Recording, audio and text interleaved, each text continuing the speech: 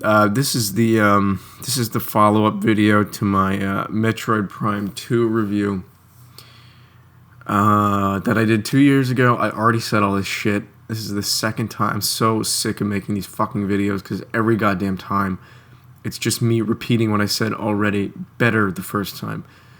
So, yeah, 2 years ago, I beat Metroid Prime 2. For whatever reason, I didn't just stop playing video games. It didn't occur to me like, Jack, these really piss you off. Maybe you ought to quit. No, I decided to jump right into another video game. But I made sure that this one was something that couldn't possibly make me anywhere near as blind with white fury as Metroid Prime 2 did. So I decided to play what I assumed would be the most harmless game possible, Paper Mario. And I realized I'm setting this up as though I didn't like Paper Mario. I'm just pissed thinking about this other game. I really enjoyed Paper Mario. I started it 2 years ago, and I finished it about a week ago. Why? Well, that's the first problem with Paper Mario, is that it is copy, paste, repeat the entire game. It is the exact same shit. Very samey. You do whatever. You know, you go to a place, you help the people, you beat the dungeon, you beat the boss, you get the power up, you go into the next thing. It is all exactly the fucking same. And getting to and from these places is not particularly interesting. If you think about a game like well, let me think. Oh, Jesus Christ, I can't fucking think this morning. But if you think about a game like...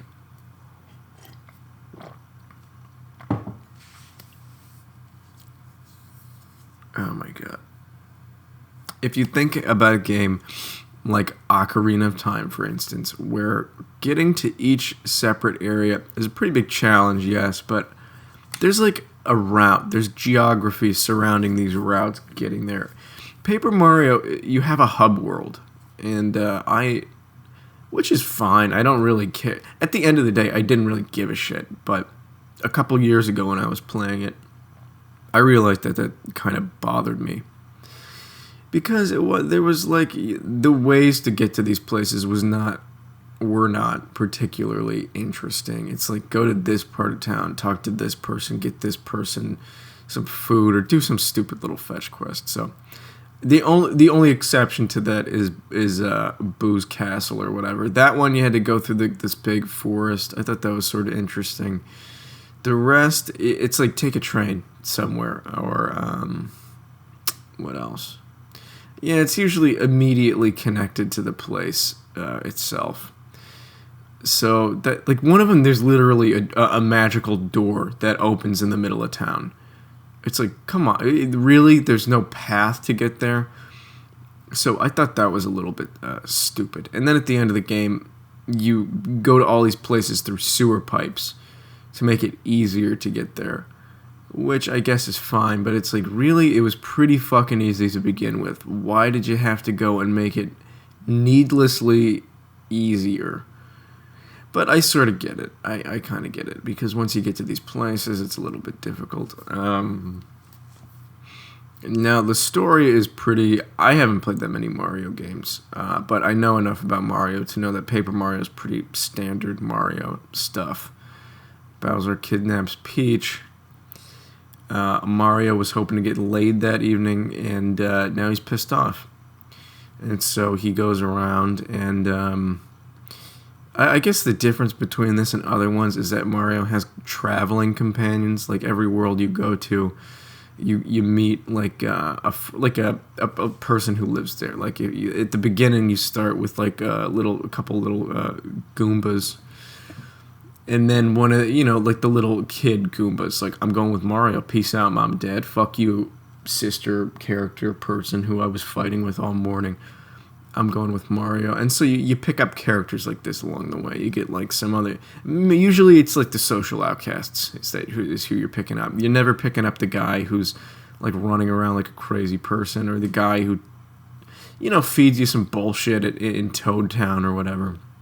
You're always picking up the quiet one, which I didn't really like, because there's a lot of interesting characters in this game who are sort of loudmouths, and it would have been kind of nice to pick up one of these characters who you weren't expecting to pick up, because it's always like the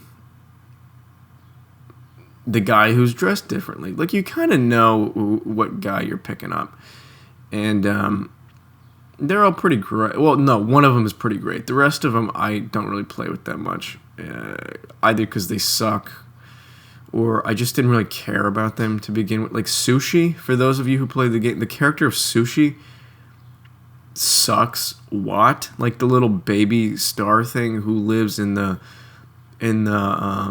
like the big playhouse level. What the fuck? What does that have to do with anything? I don't get it.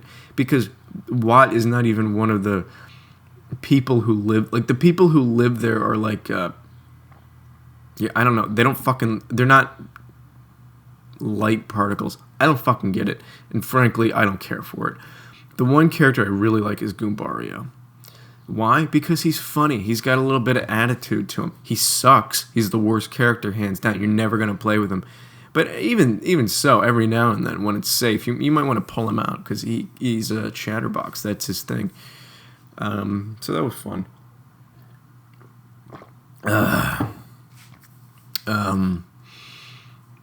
But it is fun having companions, because they like you go to the post office, right, every now and then. I don't know if you have to go for any particular reason other than to just sort of do a little bit of world developing. No. You can do like side quests regarding delivering letters and shit like that. But your companions get letters from their family or from their friends, significant others. You can read their letters. So I really like that.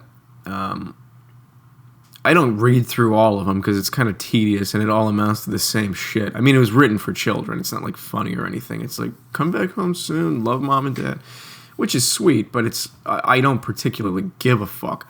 The sentiment is what I like. That's why I open them and read them, is that I'm like, well, this is kind of nice.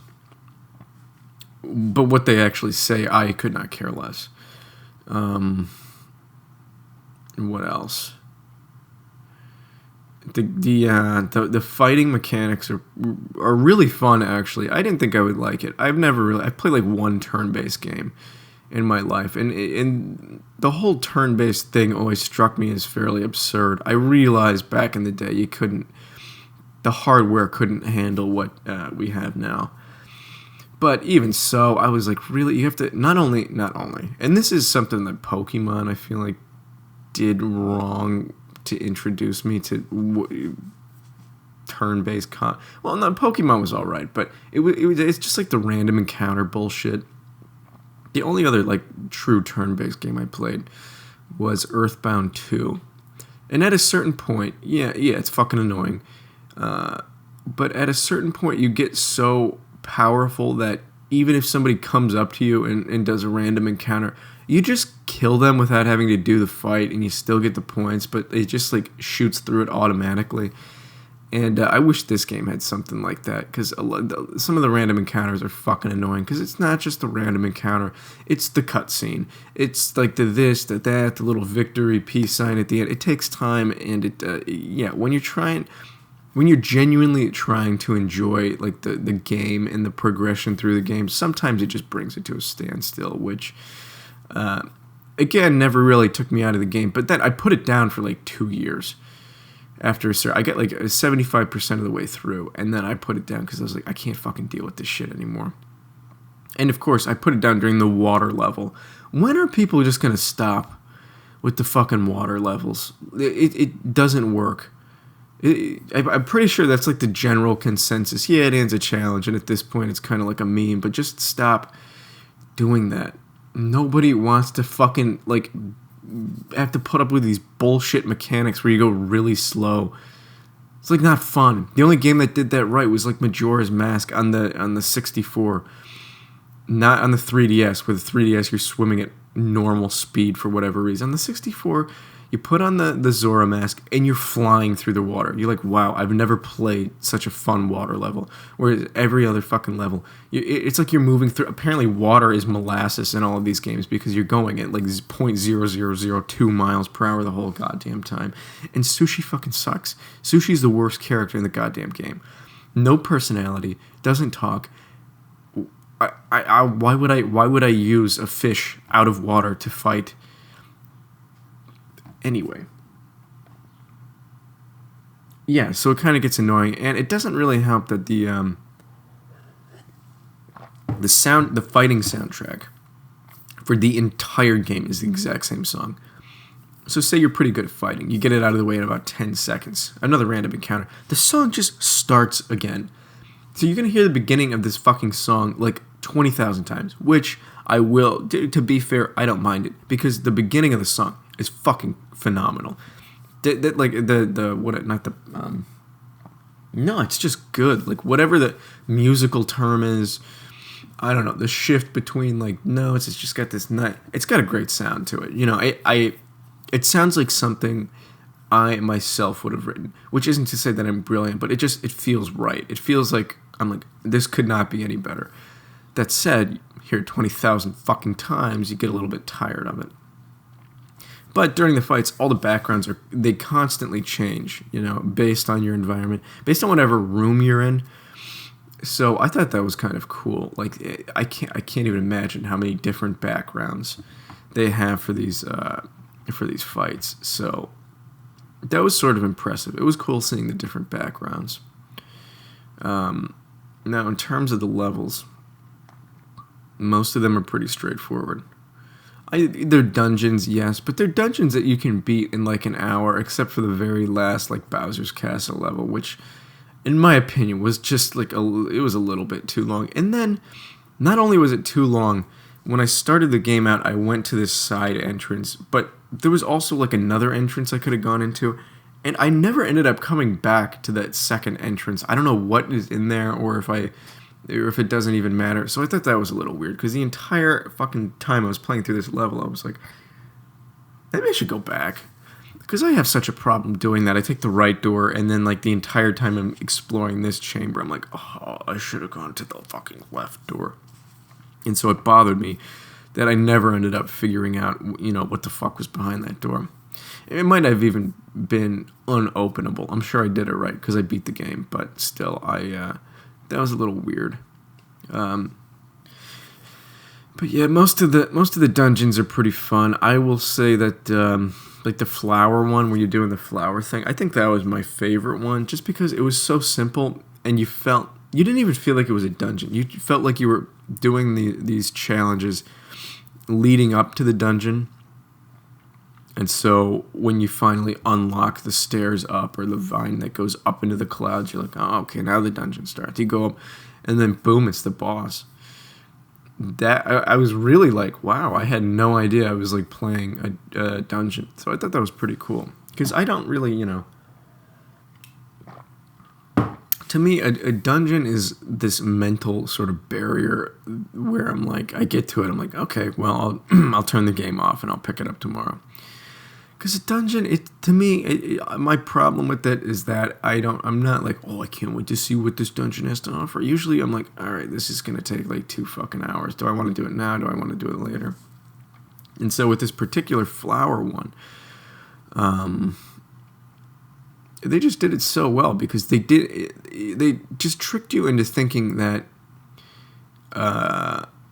you weren't even playing the dungeon, which, in retrospect, you did need to like go on like this big fucking fetch quest kind of thing to unlock the door to get to this flower level.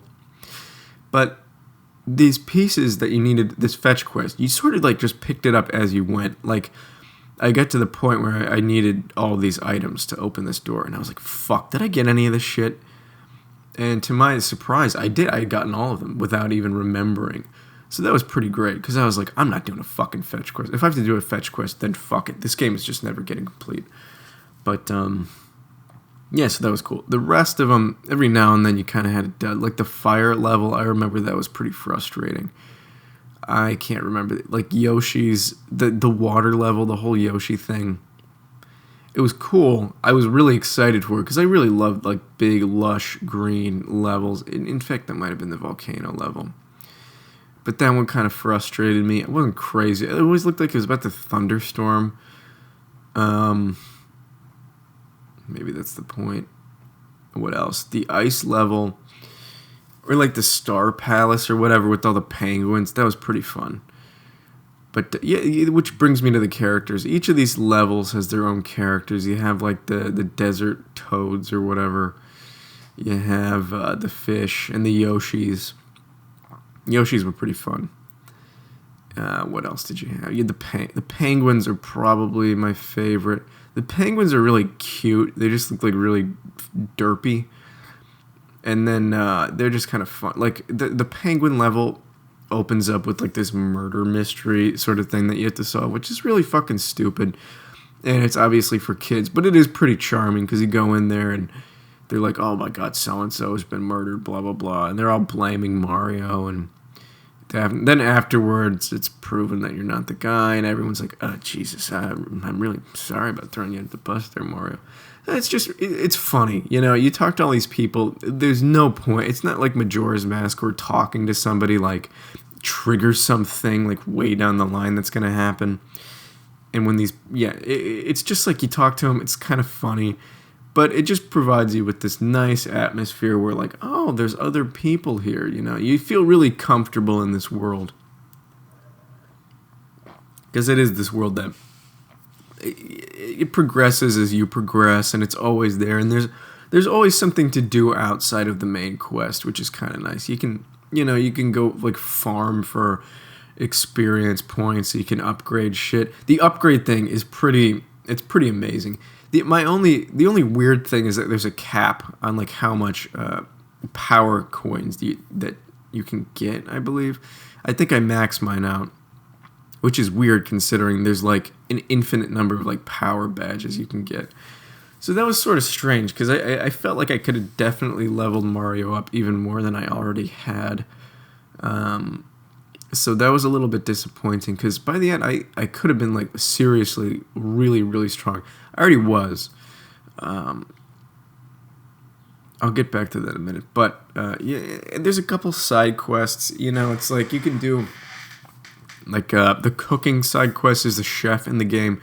You can bring her all these different ingredients, make a bunch of dishes. I don't know what happens. You probably just get like super overpowering.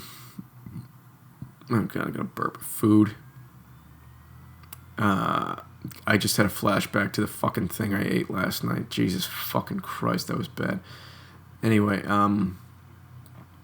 you get food, and upgrades, whatever, your health points when you eat it. You probably won't have to. You'll die a couple times. You're not going to die that much. What else? You get the old Cooper guy. You got his side quest where you're basically just like delivering shit for him. I lost interest in that just because whatever. There might be something great at the end of the line for that particular fetch quest, but every time you do it, the joke is that he's an old guy and he gives you like 1 penny for doing the quest. He's like, oh, thanks, here, go spend it on something. Like, you get 1 coin for all of these, which is like, okay, that's funny, but this is like the 20th fucking time you've only given me 1 coin. So I kind of just stopped doing that. And honestly, whatever's at the end, it's probably power badge that I can't use anyway, so I don't really give a fuck. Because the entire point of the side quests really is sort of introducing you to more characters and just having something to do outside of the main quest when you're kind of tired of repeating the exact same fucking pattern over and over again, which again would be fine if there was some variety in terms of how you get from point A to point B, but there's very little.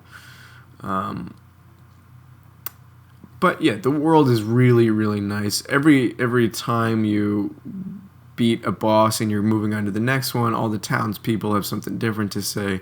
A lot of them will sort of help you get to where you're going. It's not a hard game. If you really get lost, which I did like 1 time, there's a fortune teller who basically tells you exactly what you need to do. So there's no reason to use a walkthrough for this game unless you're trying to like, I don't know, fucking do some side quest stuff that I don't know about. But it's really straightforward. And that's what I really liked about this game is that sometimes I just feel totally Well, I played a couple games, not recently, but like what's the game with the scissor guy? Older game, Clock Tower. I played that recently, and there was the moment where I couldn't progress. I was like 2 hours in. I checked high and low for everything, and it turned out that I hadn't been standing in the right fucking frame on screen to unlock something. And I would never have figured that out without a walkthrough. And I was like, this is fucking unfair, you know? And so now, for some reason, that really kind of bothered me. And it really made me think, like, when I'm playing video games, like, you know, this is an older video game. How well thought out was it really if a game like Clock Tower, not that old, you know, if a game like Clock Tower possesses such a stupid fucking bug that's unavoidable. So I am paranoid, really, about that kind of stuff. But this game, you can put your complete faith and trust in it that there's never going to be a moment that hasn't already been thought out for you, which I really like. You know, that's the point of playing video games. You want, well, at least for me, I want an experience that somebody has planned for me in pretty much every capacity, so that I don't get frustrated. That's just my own personal thing. I get very fucking frustrated when I play video games. So when I want to play to not get pissed off and to chill out for a little while. And Mario had its moments. There were some moments where I'm like, this is fucking unfair. When I had to like do a little bit more strategizing. It didn't happen that often. Most of the time it was presumably my fault. Yeah. Now, I do want to say that the ending boss battle with Bowser is a fucking joke. That was really fucking disappointing. For as much as he was talked up, especially what Kammy Koopa, his like sidekick, I was like Twink, Peach's buddy, the little star guy, Twink, beat Kammy Koopa. Twink has like 1 hit point for every time he hits. So I was like, what? You know, I had like overpowered my player to shit. I had so much health, so much magic power. I maxed out all my badges. So I was really looking for like a tough fight. And I'll say it. The bosses early on in the game are so much more challenging than later on. Like, I want to say the first encounter with like the 4 like Ninja Turtle Hammer Bro guys who are like operating the Trojan horse Bowser thing, that was the hardest boss battle in the entire game. So I think that as you progress, the difficulty does not in any way go up. It just like steadily decreases, which is sort of nice at a point. At a certain point you're like, wow, this feels really fucking good. Why did it turn off? What the fuck?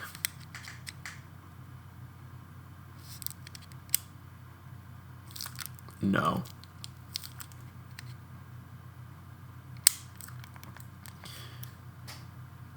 Oh my god, are you fucking kidding me? My fucking camera died. You fucking piece of shit. God fucking damn it.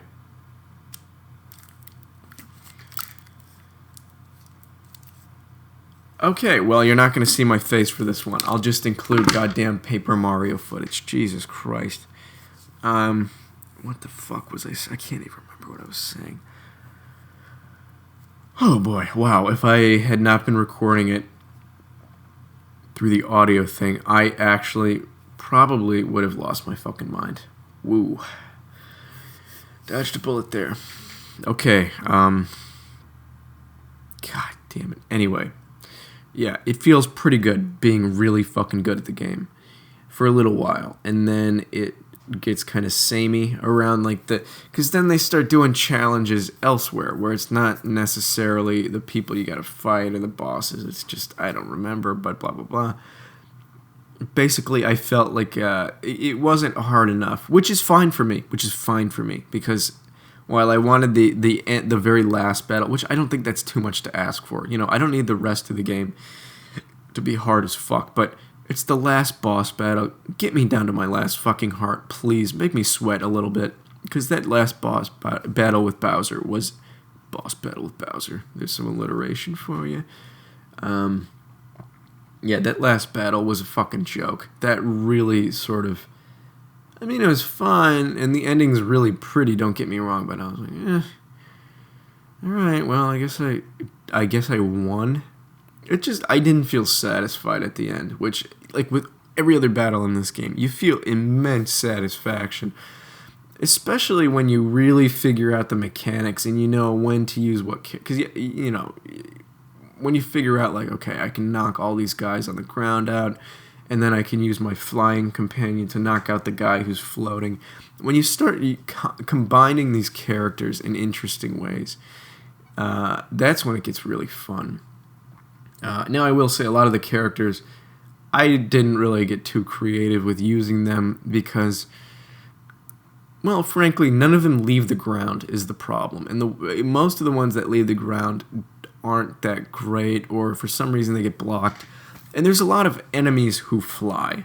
And if you only have people who can fight... And if you only have people who can...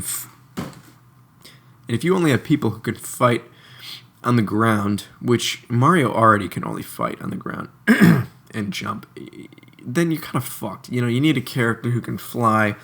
but who has an attack that attacks everyone on the ground and in the air. So you got to be creative with that kind of thing, and that's really pretty satisfying to orchestrate properly. Now, I don't know, I wasn't too experimental with it, because a lot of the characters I felt like were pretty fucking situational. Sushi was very situational. Like, when can you use Sushi, really? And then you got Lackey Lester towards the end, who I think he sucks personally, but you could fly on his cloud, and you're basically given like the ability to sprint and hover over shit, so that was really nice. But at that point, it was way too late in the game for me to change up my guy, so I continued to play with Parry Carry. Jesus Christ, my Mo is trying to get into the room and scare the shit out of me. Mo, would you stop, please? Alright, anyway. Moving on. Alright, graphics in this game. The graphics are pretty astounding, I would say. I don't know whether or not this supports the expansion pack, because I don't have one.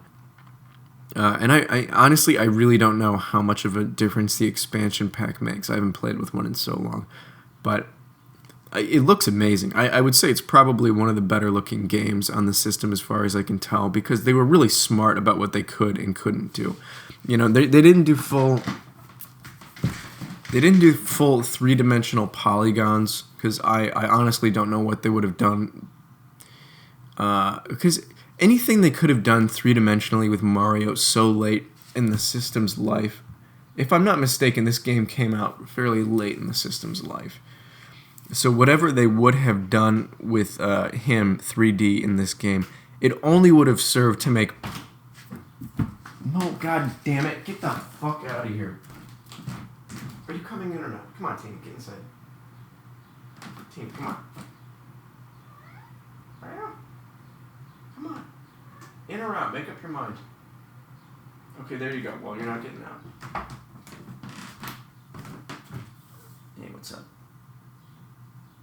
Okay, anyway, as I was saying, the only thing that a 3D Mario would do so late in the system's fucking life is make Mario 64 look like trash. Because let's face it, if I'm not mistaken, the only 3D renditions of Mario on the system is Mario 64, which is probably the best one, Mario Kart, you see the fucking back of his head, and then Super Smash Bros., which is obviously like so much worse looking than Mario 64.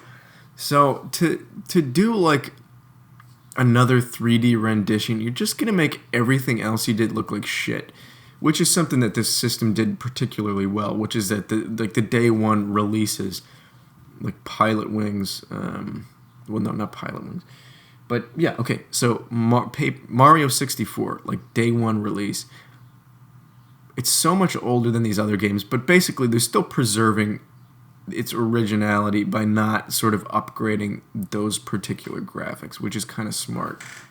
So what they did, they basically made a 2D RPG game in a three-dimensional world, which works really well because the environments look great, the characters look great because they're not three-dimensional, and yeah, they were just really smart, I think, with the system's capabilities, because the backgrounds are, the worlds are really, really beautifully constructed, I think. You have these 3D levels to go through.